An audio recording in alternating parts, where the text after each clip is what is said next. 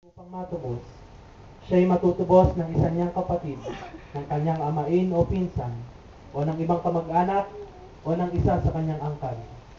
O kaya tubusin ang sarili kung kaya niya. Sa bumili sa kanya, ay bibilangin ang mga taon, magmula sa pagbibili hanggang sa taon ng hubileo.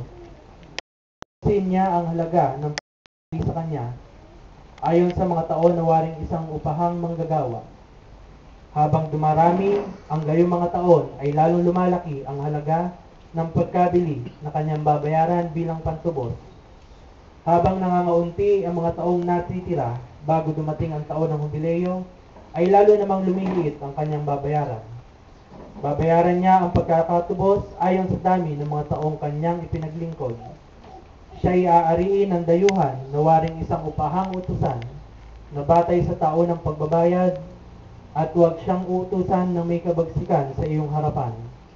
Kung sakaling hindi siya matubos, siya'y makalalaya sa taong hubileo, kasama ang kanyang mga anak. Sapagkat ang mga Israelita ay inari kong mga lingkod. Sila'y aking mga lingkod sapagkat sila'y aking inilabas sa lupaing Ehipto. Ako, na Panginoon ninyong Diyos. Ito mga kapatid, ang mga banal na salita ng Diyos. Salamat po sa Diyos.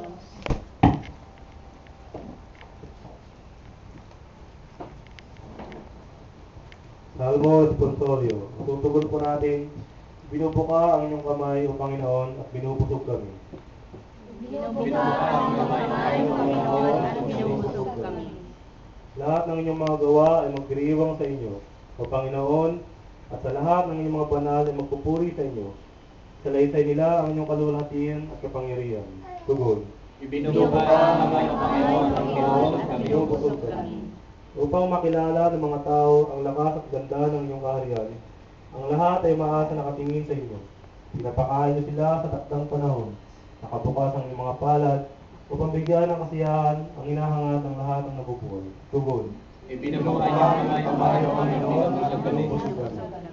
Ang Panginoon ay matuwid sa lahat ng mga daan, at banal sa lahat niyang mga gawa.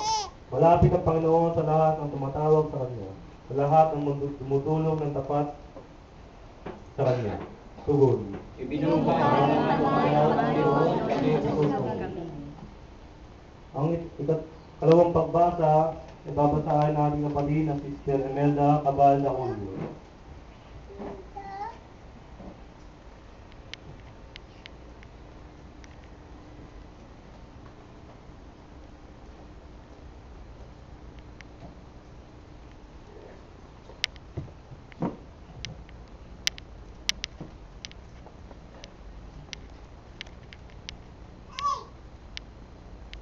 May lahat ang turing galing. Samahan niyo naman palagi. Magpalain nawa tayo lahat ng makapangyarihan Diyos. Samahan Diyos sa naman ng Espiritu Santo. Amen.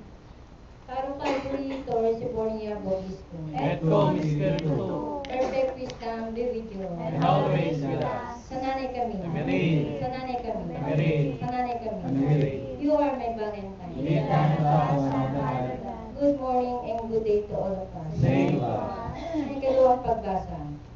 Ang pagbasa sa banal na salita ng Diyos ang ayon sa aklat ng mga Salmo na may kabanata 67 talatang 8.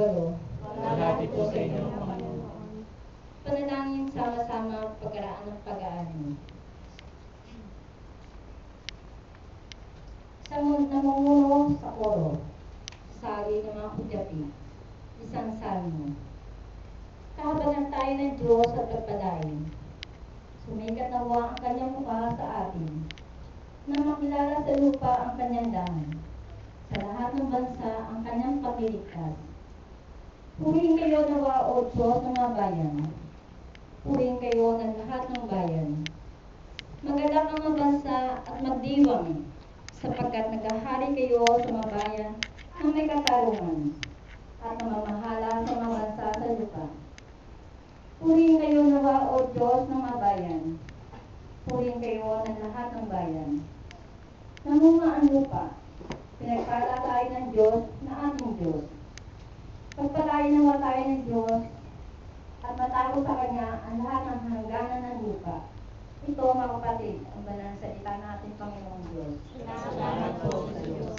Sa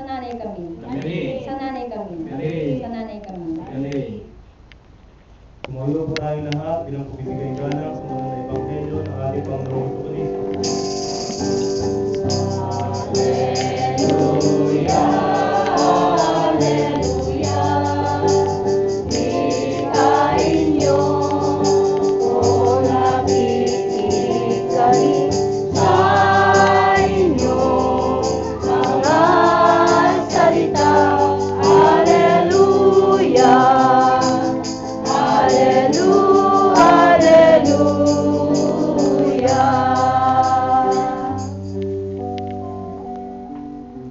Hallelujah, hallelujah. Ito ay nakibaga. Malahan ng tumanggap sa Kanya ay binigyan ng Diyos. Hallelujah.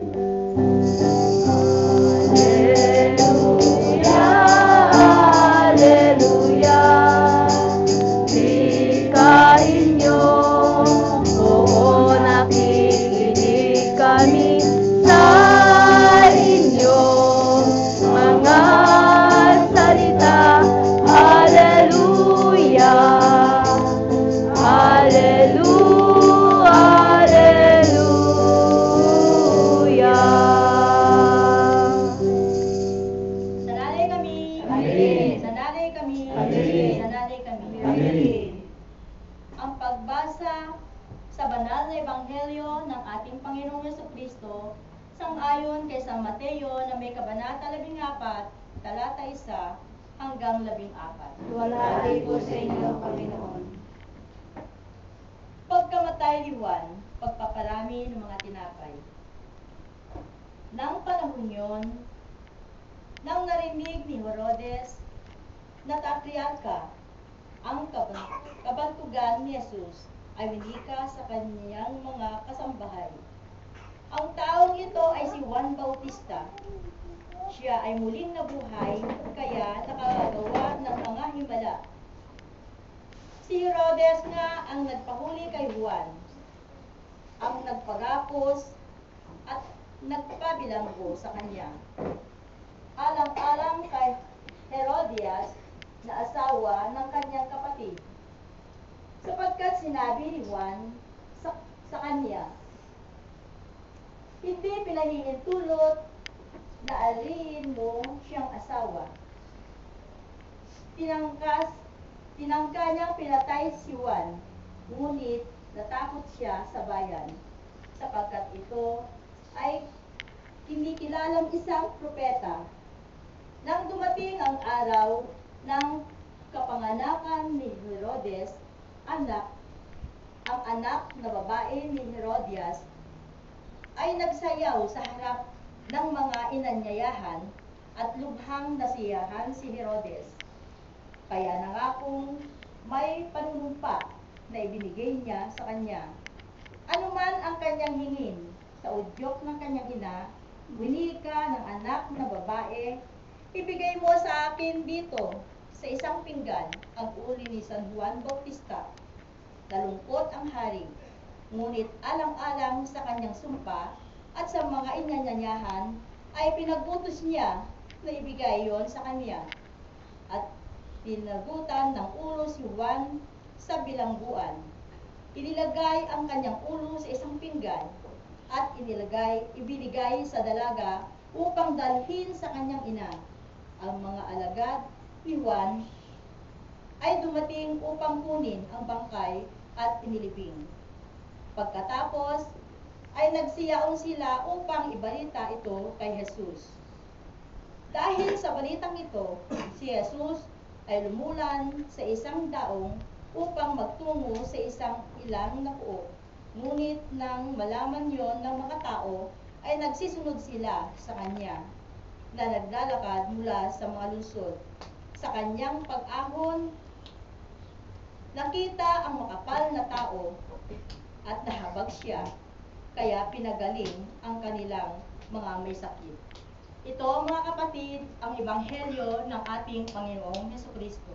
Pinupuri namin kayo, Panginoong Jesucristo, naway sa bisag kapangyarihan ng mga banal na salita ng Diyos, ay mahugasan namin pagkakasala, pagkakamali at pagkukulang, upang ito po'y maganda namin patungo sa buhay na walang hanggan. Siya nawa. Sa ngalan ng Ama, ng Anak, na Espiritu Santo. Amen. Umupo po tayo.